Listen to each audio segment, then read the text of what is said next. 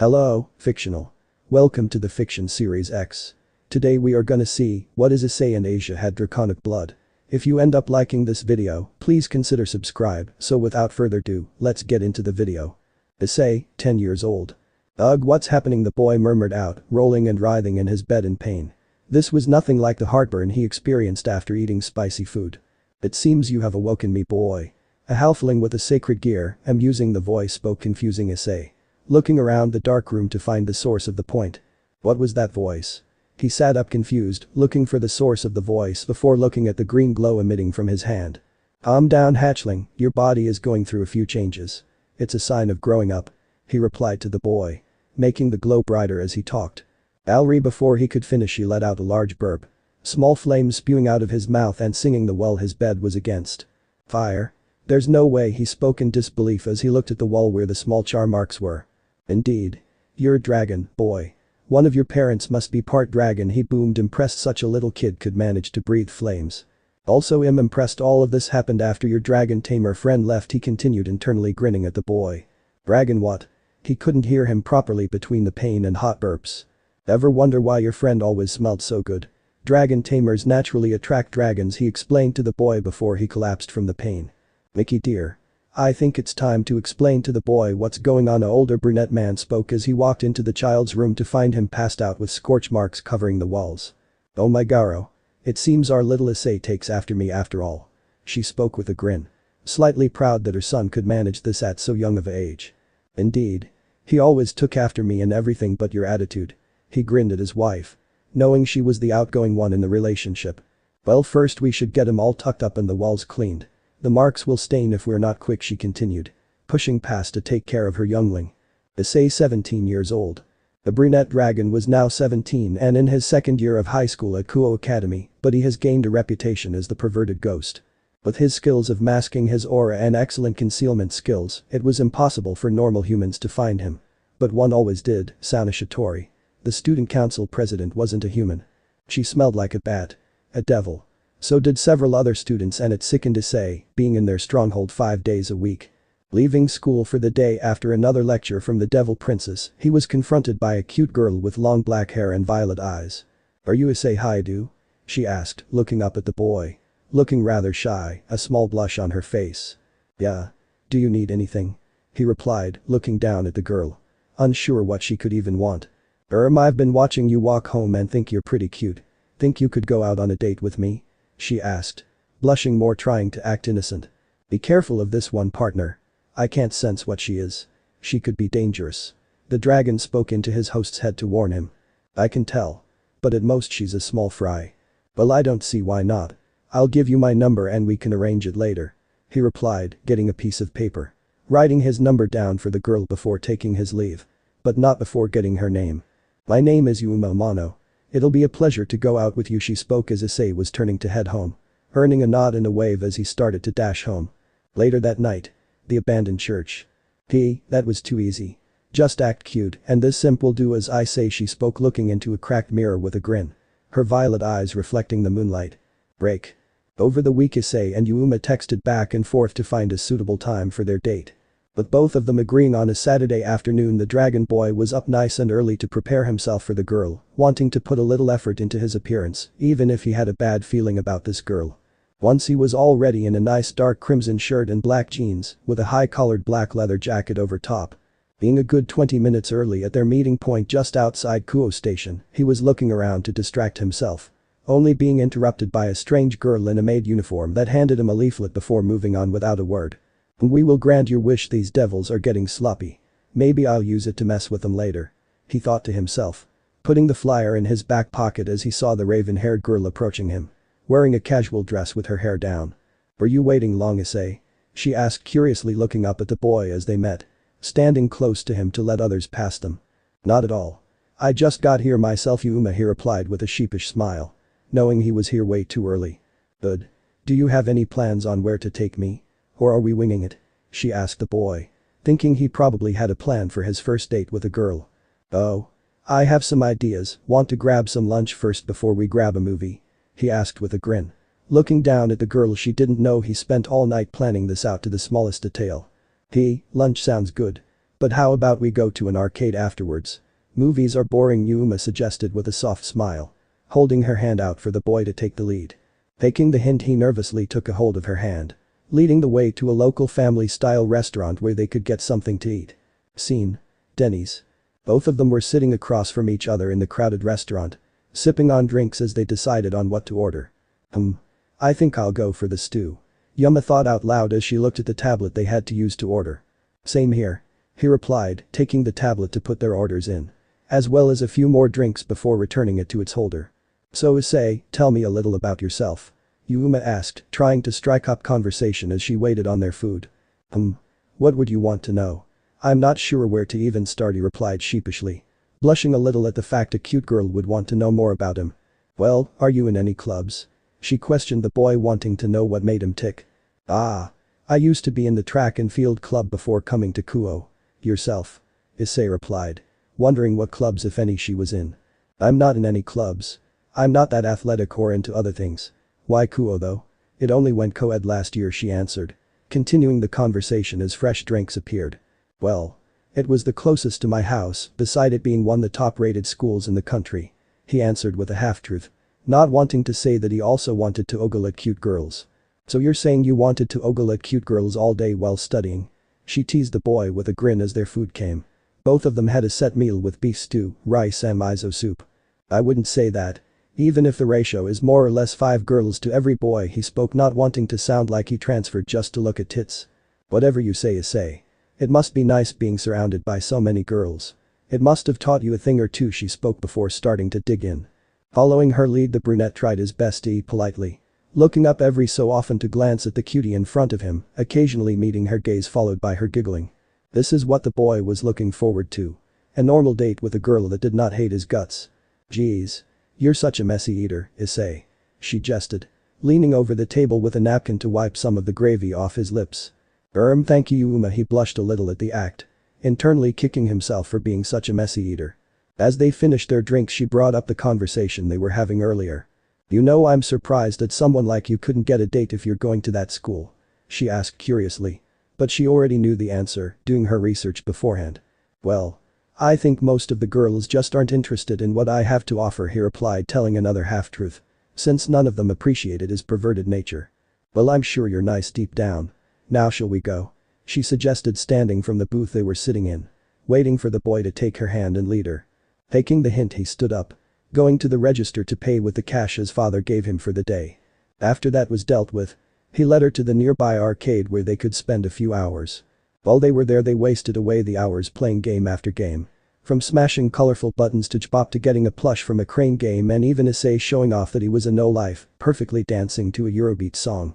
But once the sun was starting to set, they left the arcade to a nearby park so they could say their goodbyes. The day was amazing, Issei. But there's one thing I want to give you before I leave, she spoke, acting shy. Approaching the boy as the sun finally faded away. Would you die for me? She whispered into the boy's ear, holding him close with one arm as she revealed her raven-like wings. I'm sorry, partner. I couldn't sense it at all from her. Ddraig spoke internally as the boy let out a guttural groan as she grabbed him with a blade of some kind. Fucking crow was all the boy could let out as he returned the favor. The gauntlet manifested on his left hand as he used its claws to attack. Wedging the blade-like appendages into her gut. As both of them refused to let the other go, they stood there staring at each other with contempt, refusing to fall first. But all was for naught as the fallen angel girl was the first to fall, the light spear keeping the boy's seal disappearing, a torrent of blood gushing from it onto the floor. Falling into the pool of their blood, he could barely lift his hand to look at the crimson liquid coating his hand. Crimson like her hair, he muttered out to himself before he caught a glimpse of some deep strawberry blonde, no crimson hair. If you're going to die, then live for my sake, Issei Haidu. That was the last thing he remembered hearing before blacking out. Issei's bedroom, 7 a.m. Ugh, fuck, that was a bad dream. He groaned out with his face still deep in his pillow as he reached for his alarm clock, disabling the anime girl that was threatening to kill him. Rolling around on his bed to get up, a putrid smell hit his nostrils. His bed and himself stunk like a devil. It was bad enough being surrounded by it at school. But his bed. That was too much for the boy. Dragging himself to his feet, it felt like someone sucker punched him in the stomach, making his way slowly to the bathroom using the walls to hold himself up. He proceeded to shower like no teenage boy has showered before. Wanting to get rid of the scent from his body.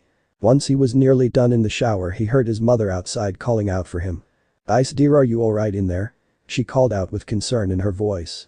"Yes mother, I'm fine. I'm just coming out," he replied to her concern, opening the door to his draconic mother. Issei's mother was a half-dragon and quite adept with dealing with the supernatural. Good. But what was it with you being dragged back here by two girls last night? Devils no less, she spoke, looking at the boy with a soft pout. I'm not sure, my date from yesterday didn't go well in the end, but I had a weird dream, it felt like she stabbed me with some kind of sword, he spoke, explaining what he thought happened last night. "I'd wager it went a bit worse than you think, Ice dear. Your stomach is still all jacked up, also you still reek of devil, and your aura has changed as well. I'd go talk to that red-haired devil, she and her friend are the ones that brought you back in pretty rough shape." She spoke, sending him in the right direction, taking her leave to let him get to school. A little while later. Sitting in class, Issei had barely made it before the bell. Usually the student council president would scold him for it, but for some reason she gave the benefit of the doubt and just told him to get to class. "Something on your mind, Issei?" the bespectacled pervert asked his comrade, sitting next to him before classes started for the day. "It's nothing, Mitsuda. I was stood up for a date yesterday," he lied. Knowing they wouldn't believe it if he told the truth. "Rough dude. Hope it works out next time. If you ever get asked on a date," he jested with a grin as the bell signaling the start of classes rang. Moving back to his seat for the day's classes. Once lunch rolled around there was a commotion outside of the classroom. All the girls going crazy for their one Issei and YukiHimejima, the second prettiest girl in the school and a devil no less. He tilted his head back as she walked into the class. Each of the girls made remarks about the pervert as she stood in front of his desk with her arms crossed. "Can I help you, Himejima senpai?" he asked politely, looking up at her. Meeting her sapphire blue eyes with his own. "I'm here to personally invite you to the occult research club. It'd be great if you could join us after school today, Issei Haidu." She spoke politely to the boy. Wanting to not alarm him with the sudden invite to the elusive club. "I accept. I'll see you then, Himejima senpai," he replied with a straight face. Trying to keep his cool, seeing that the devil responsible for his awful scent was right in front of him. After school. The Orc Clubroom. After school was finished for the day, the brunette stood outside the school's old building. That was where most of the classes were held until a few years ago. Now its only remnants were the occult. Knocking on the door to the clubroom, he waited for a response before opening the large ornate wooden door. Fitting for the club. "Excuse me?" he spoke, peering in before entering fully, closing the door behind him. Looking around the room, there was the first-year mascot Taoju, as well as the Prince Golden Nuts himself, Kibayudo, both of them sitting on the sofas in the middle of the room. "Welcome, Issei. Sorry I couldn't invite you myself," the red-headed girl at the desk spoke, welcoming the boy to the club. Yeah, so what exactly happened last night?" he asked, wanting to keep the conversation short as he wanted to get home and shower some more to try and get rid of the scent. "Ah, I see. Well, that leaflet was what summoned me when you died. I'm surprised you could heal from an injury like that in one night, but there's one thing you should know. I had to turn you into a demon to save your life. Well, I do have dragon blood. It hurts like hell, but I'm in one piece. Well, that would explain why I stink of devil." "Stink? You think we stink?" Ria spoke, getting ticked off at the boy's words. A scowl on her face as she stood up. "It's not as bad as those damn crows, but yes. I'm not fond of the scent of devils." "I see. Well, I'm sorry we stink. But as my pawn you'll have to get used to it." She laid out the facts for him. Revealing she used her pawn pieces to revive him. "Pawns? Like chess? Geez, to think I'd be the rank and file. Not even a rook or something cool. Sorry to ruin your expectations. But that's all I had that could revive you. I had to use 10 pawns worth of pieces. For reference, a queen is worth 9 pawns." She spoke, trying to explain what she did. "Well, sorry to burst your bubble, Ria senpai. I may be your pawn, but I had no say in this. So you better think twice if you think you can order me about." He talked back to her with a displeased expression, not wanting to follow any of her orders. "Oh my. Am I late?" A sultry voice spoke from behind the boy. Turning around, he saw Keno entering the room. Her long ponytail swished as she walked to the desk, standing behind Ria's. "Well, I'm sure you've already met Akeno. She's my queen and vice president of the Occult Research Club." Ria spoke, introducing Akeno as one of her lackeys. You can call me Akeno as well as Issei, or maybe one Issei if you want," she smiled softly while teasing her junior. "Akeno will be just fine. But I want no part in this. So if you'll excuse me." He tried to excuse himself to go home, but he was followed out by none other than Akeno. "Issei, could you stay back a minute? So I can talk to you? I know you had little say in the matter," she asked, wanting to speak with the brunette one-on-one. "Sure, I'll hear you out." he replied, stopping in the old hallway and leaning against the wall. I know you may be a little mad at Rias for doing what she did. But I assure you she wouldn't have if she could do it any other way. She's not like other devils you've heard about. She cares for us all. She took me in when I had nowhere else to go. She spoke, wanting to convince the boy, painting Rias in a good light, as well as try to relate to the boy. I'm sorry Akeno. But it just doesn't feel right to me to have a master. Must be the dragon blood in me, he spoke back, looking at her with a bit of a frown. I see. You're a dragon, you'd only accept someone you deem worthy. So if you won't do it for Rias, could you please do it for me and help me with my familiars? She spoke, getting closer to the boy. As she was getting closer to a nervous Issei, her scent hit his nostrils. She didn't smell of a demon at all. Nor a human. She had a sweet, almost fruity scent that reminded him of his childhood. She must be a dragon tamer. Unable to refuse her request now, he nodded softly, having to look slightly upwards into her eyes. Yes, Akeno-senpai. You have dragons as pets? He asked curiously. Having heard they were notoriously difficult to tame unless they were a hatchling. Indeed. But I didn't pick them. They picked me, if that makes any sense. Also, we call them familiars, not pets, she replied, summoning the pack of small sprite dragons who crowded around the pair. I see. They must have known you'd make a good master for them. He spoke, reaching out to pet one of them. One of them gave him a small shock with its lightning, causing Issei to yelp a little but continue, letting the smaller dragon approach when it was ready. Seeing his hand, the closest dragon proceeded to latch on to his hand, nibbling it with his fangs. They are quite troublesome. They did the same thing to Kiba, she giggled softly at the side as all 6 of the small dragons started to gang up on Issei, nibbling on his limbs. Troublesome is an understatement. They must really be protective of you if they're trying to nibble me to death, he spoke, letting them nibble away until he was bored of it, easily detaching them from his limbs. They are indeed. But I think it'd be good if they could see you as one of their own. You can go now if you want. I'm sure your parents are starting to wonder where you are. Thank you, Akeno-senpai. It was nice meeting you all and these little troublemakers. But next time tell me before you summon them, he spoke, waving as he took his leave from the school building. Home 8 p.m. So how did it go, Ice dear? Did you get the answers you wanted from that redhead? Issei's mother asked as she set down the boys' dinner. A nice big salmon steak with rice and miso soup. Well, it turns out that I'm her pawn or some shit. But she can suck my nuts before I think about even listening to her commands, he spoke before digging in, using his chopsticks to shovel food into his mouth. Don't be so crude, Ice. But I agree, you shouldn't be tied down to a master with no choice, she replied, taking a seat to join him for dinner. Also, it turns out her queen is a dragon tamer. She seems nice. Her sprite dragons are a pain though. Nibbled me black and blue, he spoke, rubbing his arm softly and wincing as he brushed over a bruise. Well, that's interesting. I'm sure you'll get along with her just fine. Even if she is part of that bat's group. His mother replied, giving him some reassurance. Reminded me of that kid I used to play with. Anyway, I'm exhausted after today. Once the boy was done with his food, he stood up, dealing with his plate before making a retreat back to his room. After school. Kuo Town. Walking through the main shopping streets back home from school, the boy was wandering around trying to kill some time, wanting to enjoy the nice weather as opposed to going back home and having his mother question him about devils. As he walked and walked, he came across a small park that was quiet. Taking his chance, he entered it to sit on one of the swings and use his phone absent-mindedly. That is until he heard a soft thud. Looking up, he saw a small boy that fell over and scraped his knees pretty badly, starting to cry out. But before Issei could even react, there was a girl by his side, a blonde girl in a nun uniform, holding a hand out to heal the boy with a green glow. Not believing his eyes, the perv had to blink a few times to make sure she was indeed a sacred gear user. It's alright. Big boys shouldn't cry, she reassured the boy in broken Japanese, helping him to his feet once he was feeling better. Thank you, One-san, he said as he ran away to go play some more. Amazing. You must have a sacred gear, he said, approaching the girl in amazement. Yeah. I do. Also, you speak Italian. Could you tell me where the church in this town is? She asked, looking slightly surprised to hear her native language. Feeling it must have been some cool devil power, he brushed it off. Well, I hate to be the bearer of bad news. But that church has been abandoned for the better part of a decade.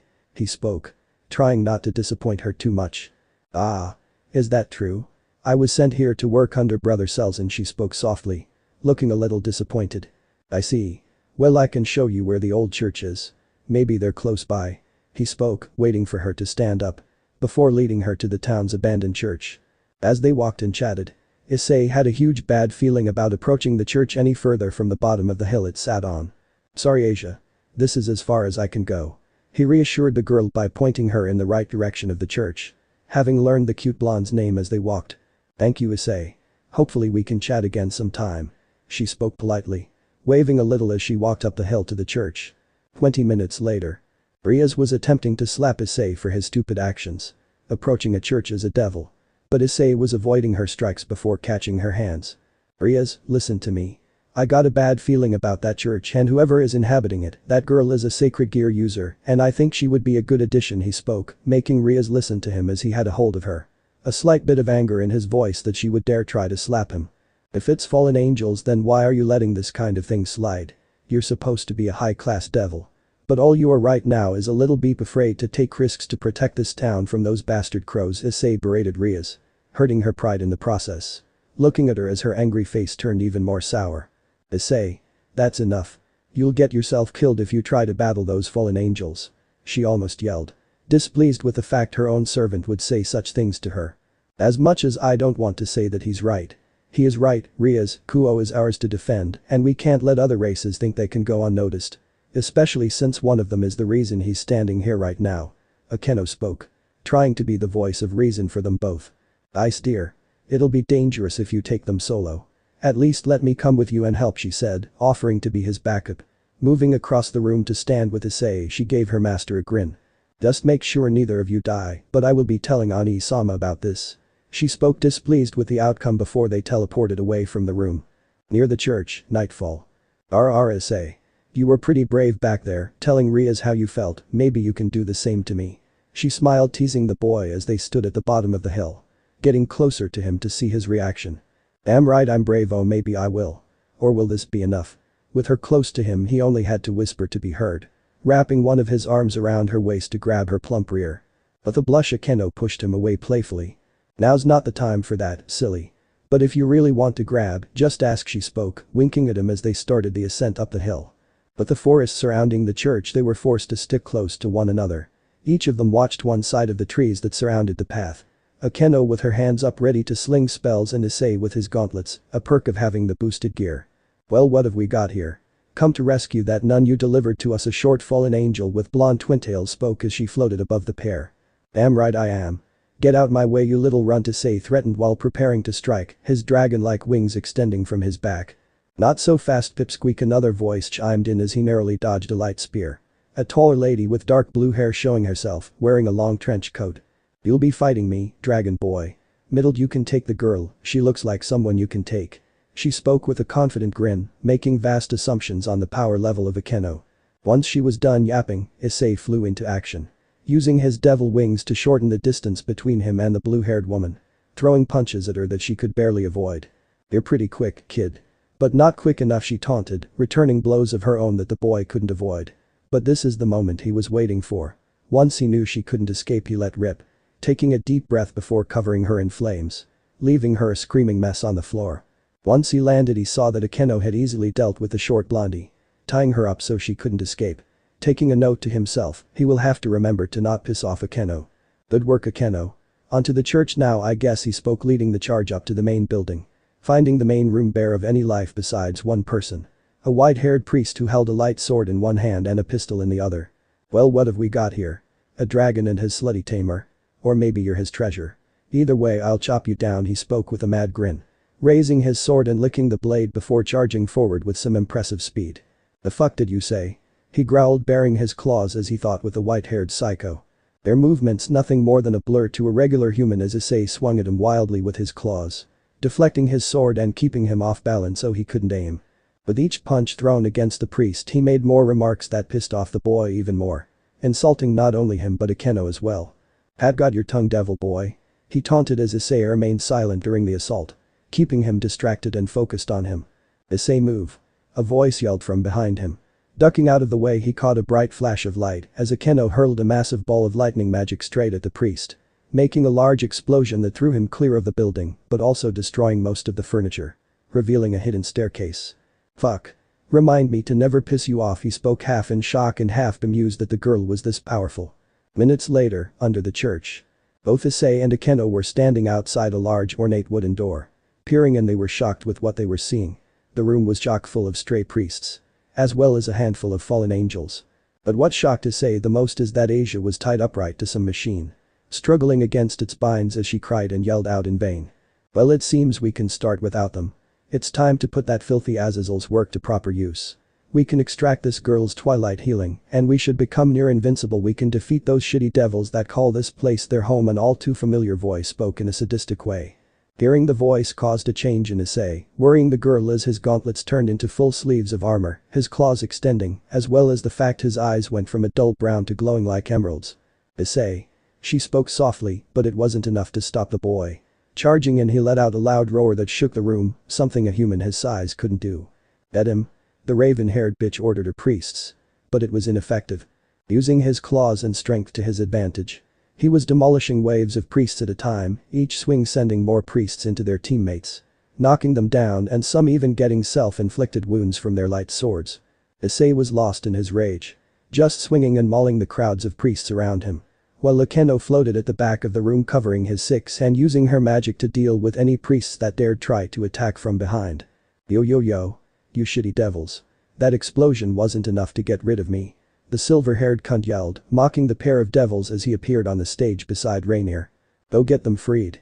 If we lose any more priests the ritual won't work," she spoke, urging the priest to go after the devil.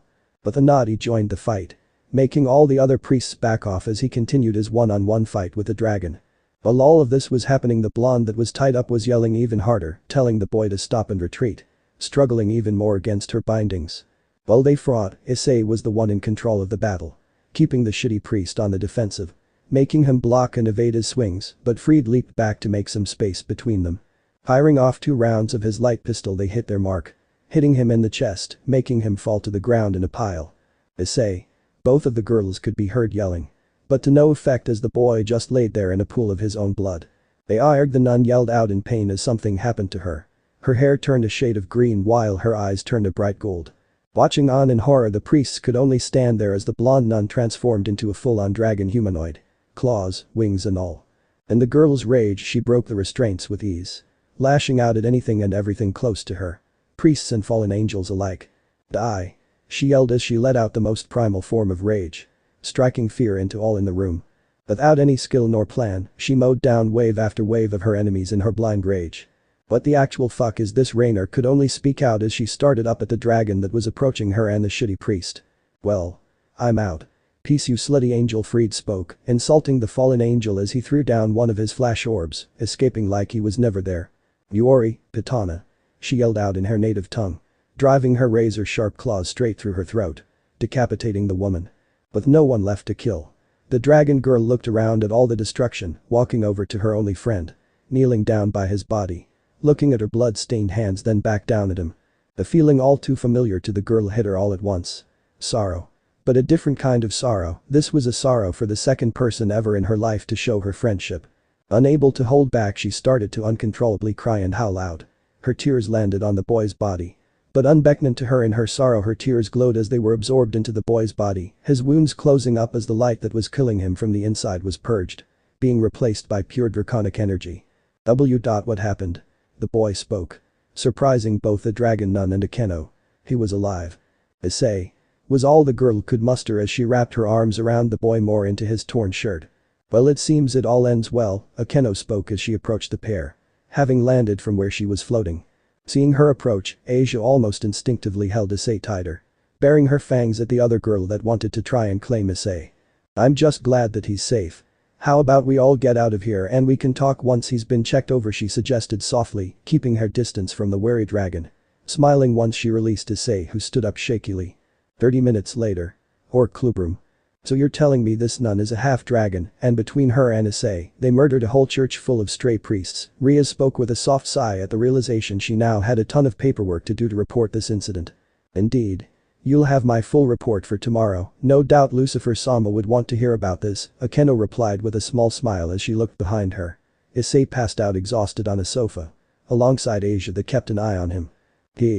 I think Asia wants Issei for her hoard," Akeno continued, giggling softly at the sight. "I think there will be little issue with sleeping arrangements if Asia stays with Issei." "Agreed. I don't think she'd want it any other way." Ria spoke with a small smile. Although not a devil, she was happy to have a second dragon on her side, and a healing dragon no less. "Sorted.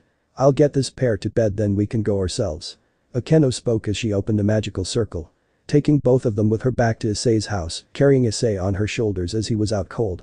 Laying him on the bed, who was followed shortly by Asia. But she wanted to have her own fun, waiting for Asia to fall asleep herself. She joined them in bed. And so how was this story? I hope you like it. And if you like it, share this story with your friends and like the video too. And don't forget to subscribe our channel for daily awesome fanfiction. Okay, it's time for me to go. Bye bye.